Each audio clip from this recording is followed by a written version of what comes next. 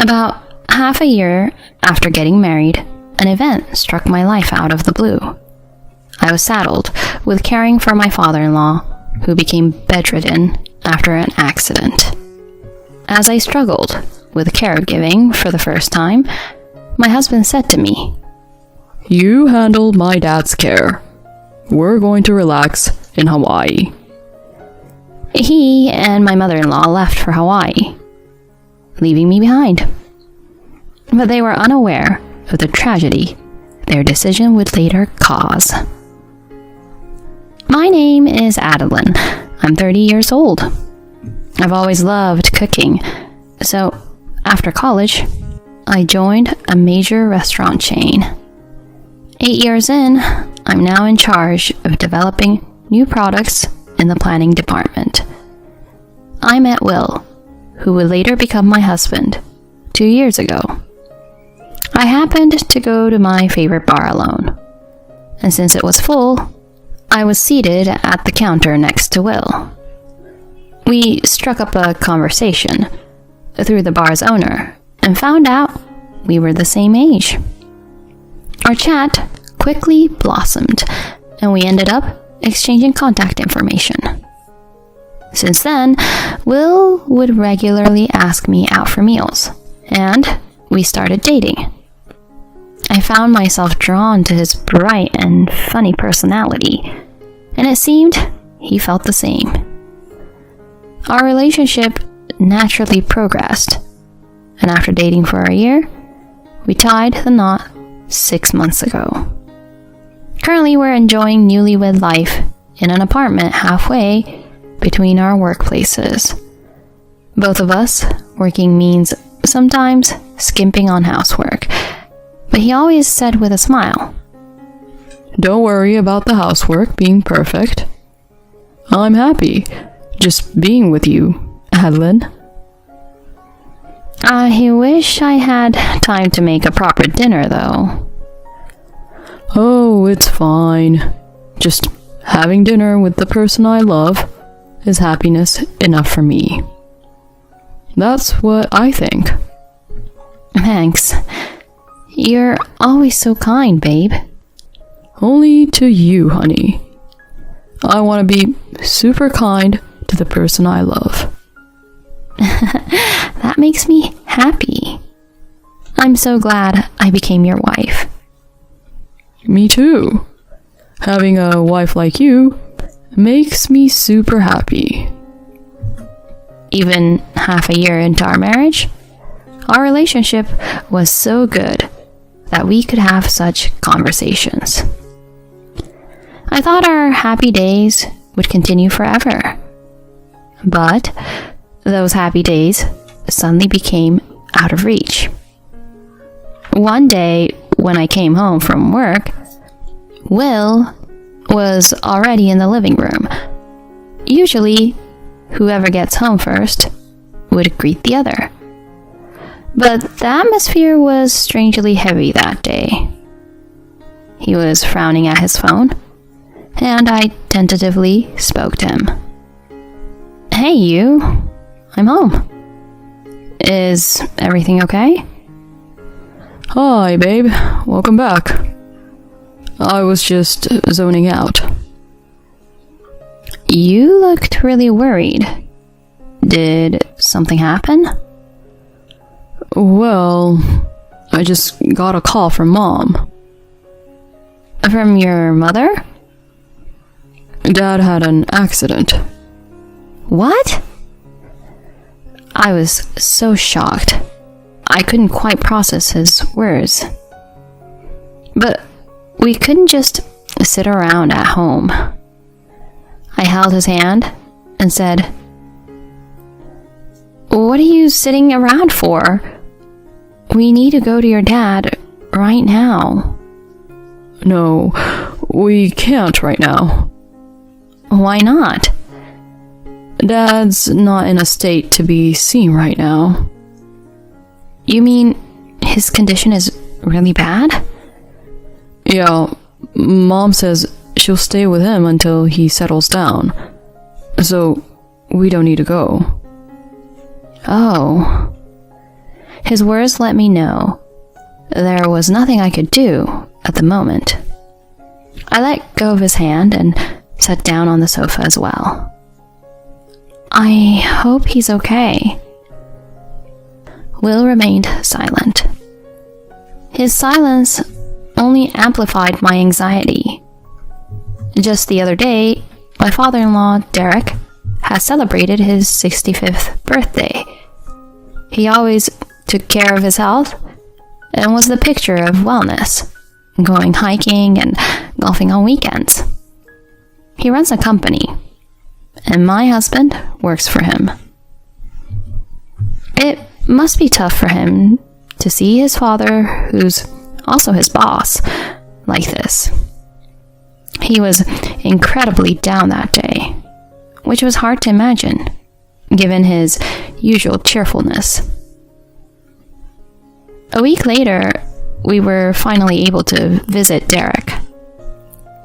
As Will and I headed to his hospital room, he lay there with a weak smile. "Derek, how are you feeling?" He scratched his head apologetically in response to my question. Oh, Adeline, I feel bad that I've made you guys worry. Don't be silly. I'm just relieved that you're safe. Huh, it's nice to hear you say that. I can talk, slowly but surely. I'm okay. I'm glad. But please, take it easy for a while, okay? His face lit up with joy at my words. Seeing his smile, I felt a bit relieved. It seems the accident damaged his spinal cord, and he still has some paralysis. The plan for treatment is to stay in the hospital for about 2 months of rehab, and then see how things go. He'll need regular rehab after he's discharged. While he is away, Will take over as the acting president of the company. Although it's only temporary, the idea of my husband becoming the president feels strange. As I watched the guys talk, my mother-in-law Paulina appeared in the hospital room. She called me over to the corner of the room and spoke to me with a tone dripping with sarcasm. "Hey, Adeline. You do understand your place, don't you?" What do you mean? "Well, just because Will is becoming president doesn't mean you'll have it easy. Understand? Don't get too comfortable with him being in that position. Okay?" "There's no need to worry about that. I work and earn my own salary. Thank you." We'll see about that. After all, you approached Will knowing he was the son of the president, didn't you? Shame on you. She scoffed at me, casually tossing out such accusations. But that was just her imagination, not the truth. I found out Will was the president's son well after we started dating. From the beginning of our marriage, Paulina has consistently treated me with this kind of disdain. I didn't want to be disliked based on a misunderstanding, so I corrected her on the spot. "Paulina, I didn't approach him for his money. I fell for him because of who he is as a person." "Sure. Like I believe anything that comes out of your mouth." "I'm telling you the truth. You got the whole thing wrong." "Whatever. No matter what you say, I will never approve of you." "How could you say that?" Perhaps noticing our conversation, Derek asked, What's going on? She dismissed it with a "nothing" and glared at me. It was clear from her behavior that she doted on Will. She probably sees me as a gold digger who got close to her son for his money after just a year of dating. She has been cold to me since we went to greet her for marriage. But to think she would speak to me like this, even with her husband in this condition? To complicate matters, my husband is also very fond of his mother. A few days later, he suddenly said something unexpected. Adeline, Dad's probably going to be discharged from the hospital in 2 months. That's when we're moving back to my folks' place. Wait a minute. Why all of a sudden? Mom suggested it. She said it's about time we all live together. Come on, you know it would be tough on Dad if Mom's by herself, right? Yeah, but springing this on me all of a sudden is a bit much. What are you talking about? We should be grateful. Mom's offering for us all to be together. I struggled to find the words to express what he meant by grateful. I stood there, perplexed, while he firmly stated his case. Anyway, it's already been decided. Start packing so we're ready to move in together. Hold on. If we move to your family's place, our commute will become a hassle. We specifically chose an apartment midway between our workplaces for a reason. It's only about a 15-minute drive from the house. If anything, it's closer for you. You're lucky. It seemed that he and his mother had already settled the matter of living together. Despite my repeated attempts to put off the idea, he never listened to what I had to say. Recently, he had become more devoted to his mother than ever before. At the same time, his attitude toward me had grown increasingly harsh with each passing day. Today was no different, as he came to me with another nagging lecture. Hey, how's the packing going? I can't take time off on moving day, so you'll have to cover for me, okay? You'll also handle the caregiving and the housework. Don't put any strain on Mom. The stress of moving preparations, along with a peak period at work, was taking a mental toll on me. 2 months later, we successfully moved, and Derek was discharged from the hospital.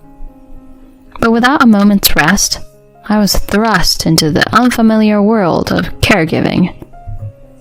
I woke at 4 a.m. to prepare breakfast and do the laundry.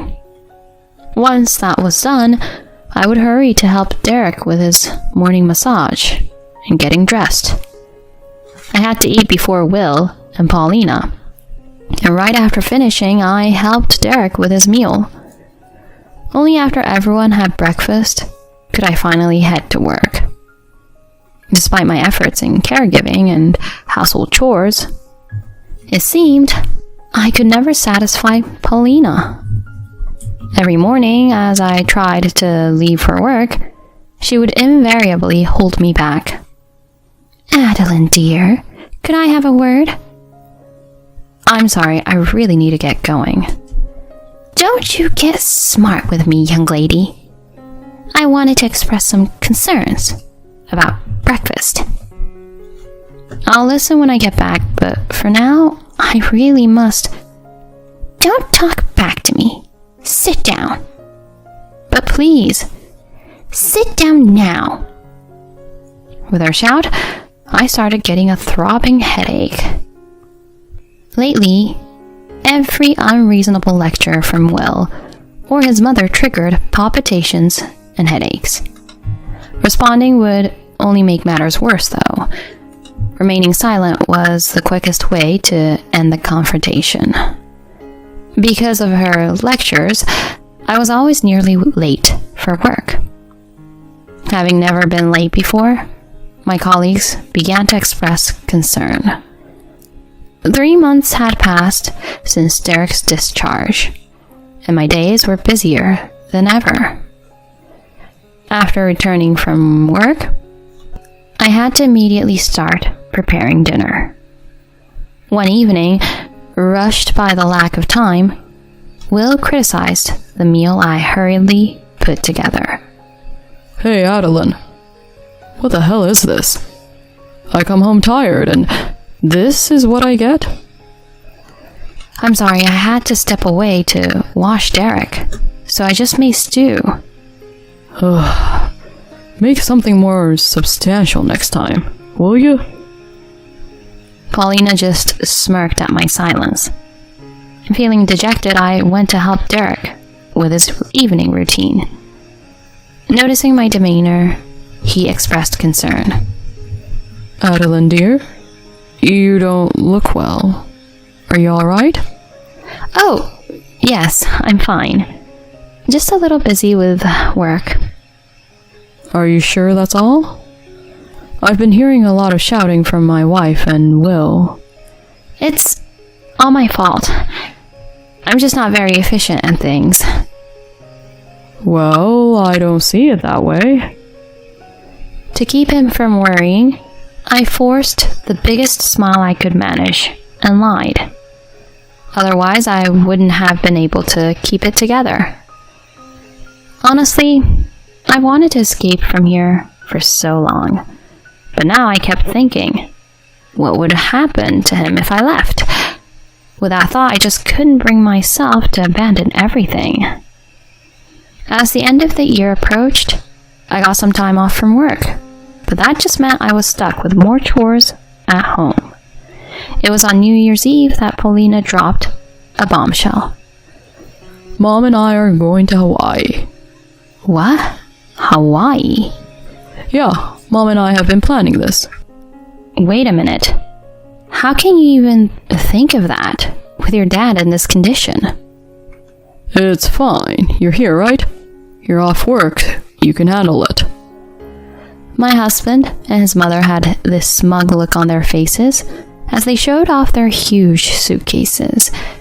They seemed to find my bewildered state amusing, barely holding back their laughter. On the day of the trip, as they were leaving the house, Will casually said, Take good care of Dad. We're going to chill in Hawaii. Good luck on your own. They laughed and closed the door behind them. That's when something inside me just snapped. Good luck? Take care of him?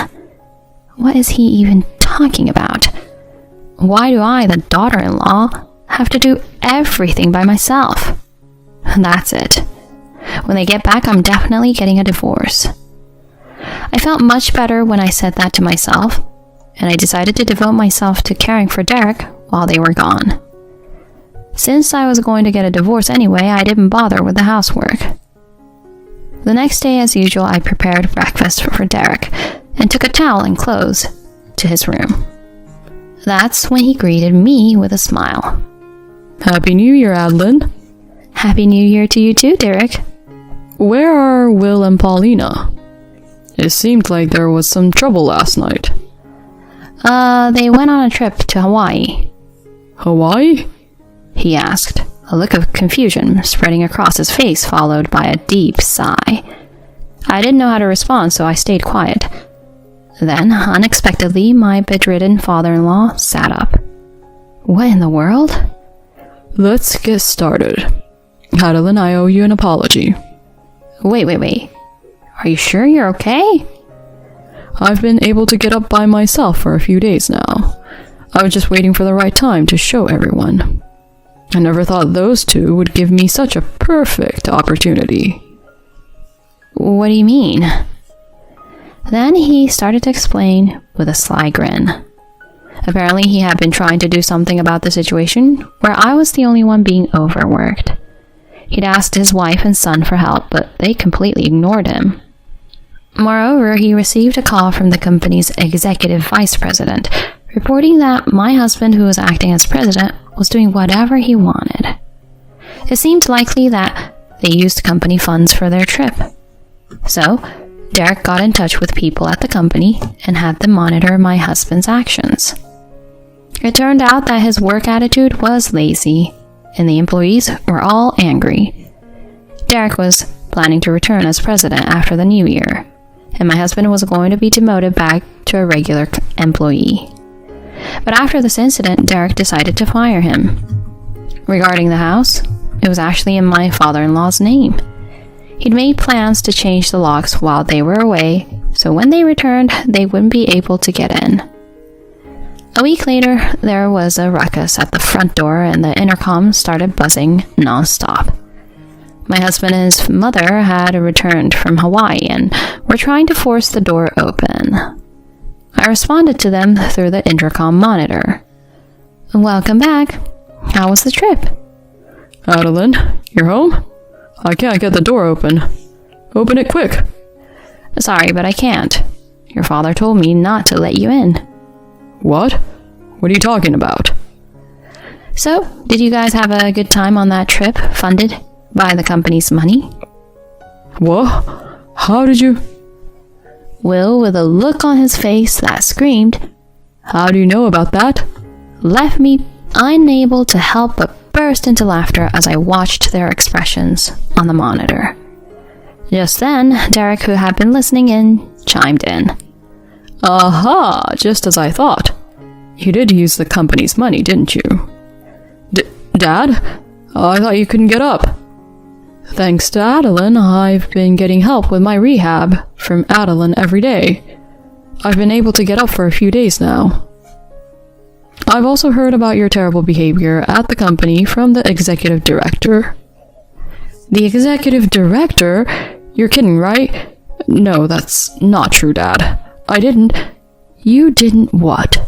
You're incompetent, and you're fired. Pack your stuff and leave the company now. Will started to plead with tears in his eyes, visible through the monitor. Adeline, honey, you wouldn't abandon me, right? To his pleading, I stated firmly, "Are you kidding me?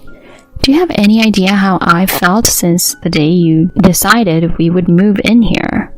You and your mother took me for granted, pushing his care onto me. Do you understand how hard that was for me?" Calm down, Adeline. I'm sorry, I'll apologize. Your apologies are worthless. It became clear to me when you all left for that trip. Being a family with you is just a waste of time. I'm going to live on my own. I've had it with a mama's boy like you. At my words, he stumbled backward, but his mother supported him immediately. The scene was a pitiful display of a mother and son. They kept screaming, "Open the door," but Derek never responded to their pleas. With the help of the lawyer contracted by Derek's company, our divorce was finalized. Since then, I haven't seen them. Rumor has it the mother and son duo both are unemployed and unable to rent a place, living in cheap motels and picking up day labor. It's a far cry from their previous lives, but well-deserved punishment, if you ask me. After the divorce was finalized, Derek said to me, I'll hire a housekeeper, so go live your life. Taking him up on his offer, I moved closer to my workplace. Now I spend my days comfortably and fulfilled. I can never thank my father-in-law enough for saving me.